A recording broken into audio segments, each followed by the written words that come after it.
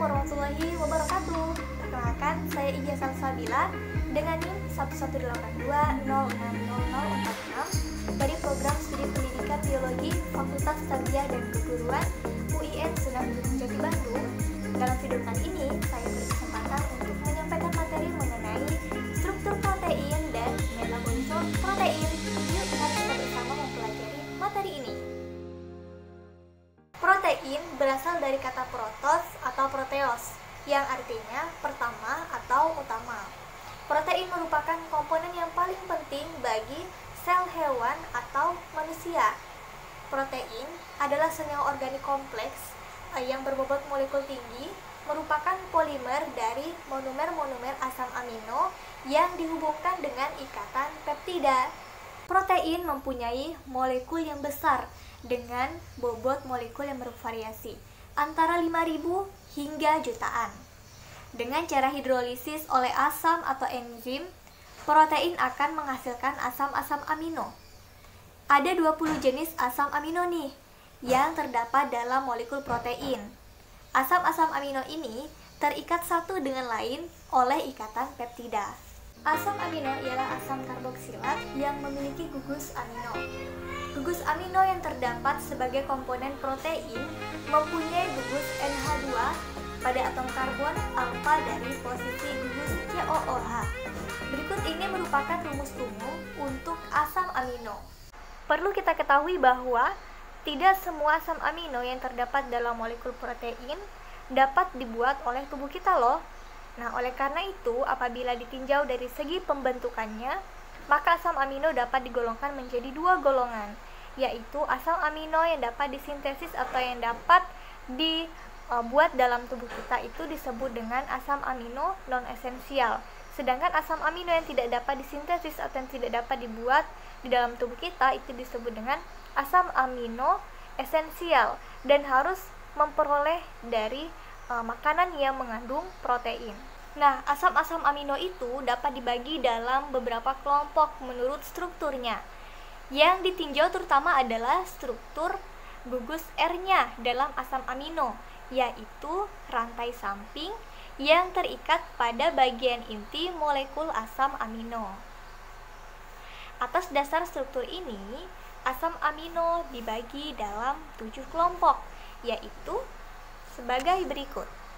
Dengan memperhatikan ikatan-ikatan yang terjadi pada protein, bisa disimpulkan bahwa struktur protein merupakan struktur yang sangat kompleks.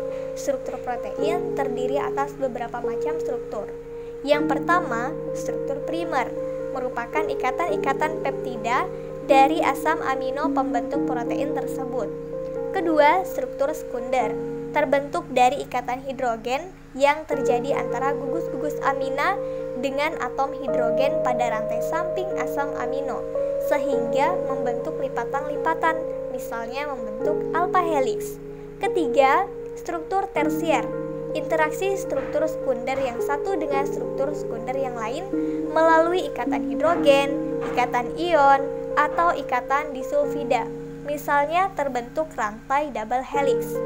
Dan yang keempat adalah struktur kuartener, struktur yang melibatkan beberapa peptida sehingga membentuk suatu protein.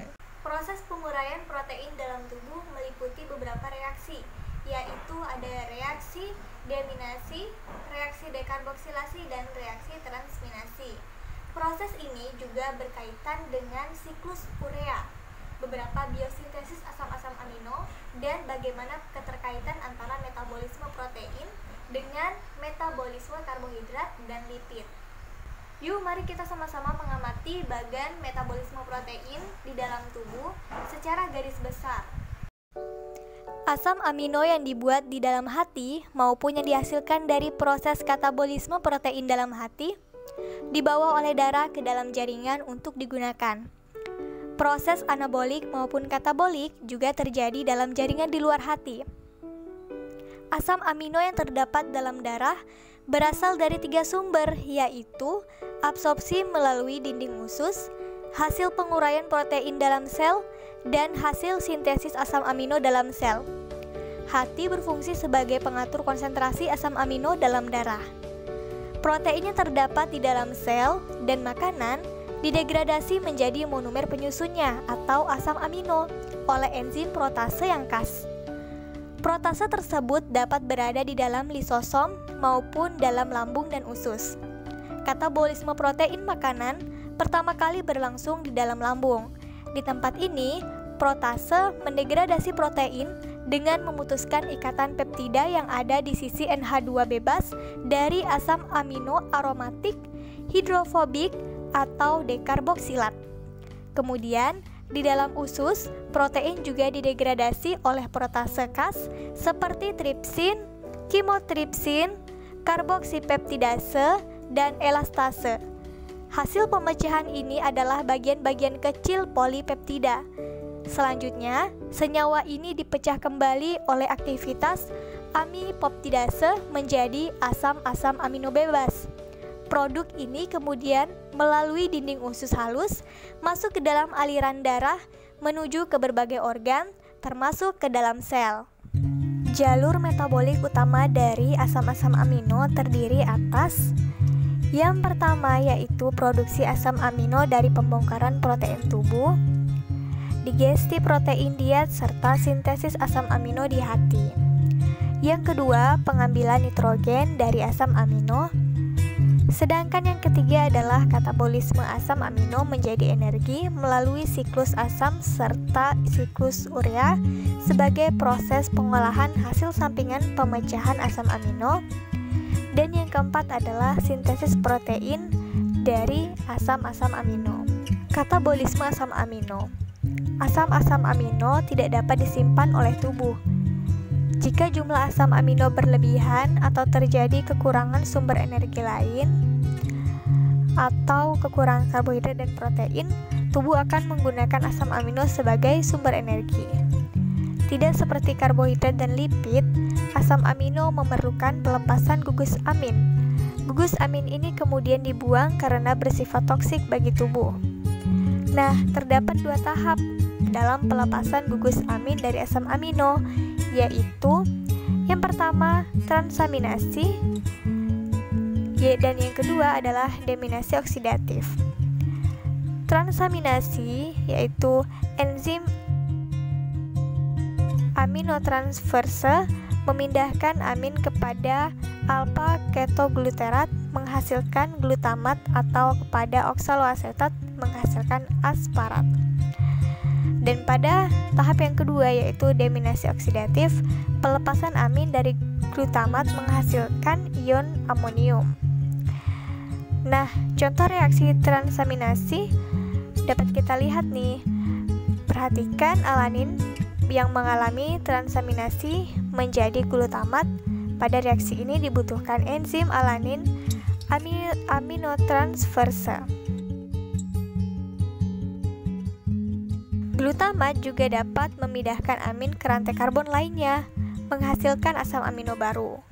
Contoh reaksi deaminasi oksidatif, nah dapat kita amati nih, glutamat mengalami deaminasi menghasilkan amonium NH4+.